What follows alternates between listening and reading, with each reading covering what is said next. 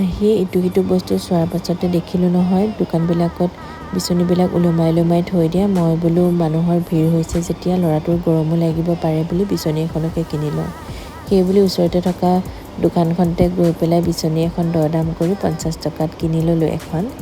যিহেতু চাইনিজ বিচনী আছিলে আৰু 50 টকাত বৰ বিশেষ তেনেকুৱা গপচ নহয় বাৰু, কিন্তু কাম চলিব পৰাকৈ ধুনীয়াকৈ চলি যাব আৰু ল'ৰাটোৰ গৰম লাগিলে অলপমান বেছি দিবলৈ পাৰিম ধুনীয়াকৈ চাই মেলি। তেনেকুৱাকৈ গোটেইকেইখন চাই মেলি ল'লোঁ আৰু তাৰ পৰা এখন কিনি কৰি লোৱাৰ পাছত বাকীখিনি বস্তু চাবলৈ আমি আহিলোঁ আৰু ইফালে সিফালে ঘূৰিলোঁ আকৌ। এইফালে একদম বাহঁতে ডাঙৰ চকৰিটো উঠি আছে, বেলেগ কোনো মানুহ নাই, আমাৰ চাৰিটাই উঠি আছে। আৰু এইফালে এইখন উঠিবলৈ চবতে মন যায়, কিন্তু ক'তো উঠিবলৈ নোৱাৰোঁ, মানে বহুত বেছি ভয় লাগে। উঠিছিলোঁ আগতে, উঠি মানে একদম হালত খাৰাপ হৈ যায়, নোৱাৰোঁ মানে। দেখিয়ে সন্তুষ্টি লাগিছে আৰু উঠিবলৈ নোৱাৰোঁ।